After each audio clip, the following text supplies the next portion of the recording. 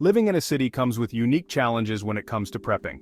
Let's explore how you can prepare for emergencies in an urban environment. Start with a compact emergency kit. Include essentials like water filters, portable chargers, non-perishable food, and a first aid kit. Space is limited in cities, so prioritize lightweight and multifunctional items. Next, plan your escape routes. Cities can become chaotic during disasters, so identify multiple evacuation options. Consider public transit, walking paths, and driving routes. Storage is key. Use hidden spaces like under beds and closets or even inside furniture to keep your supplies secure and out of the way.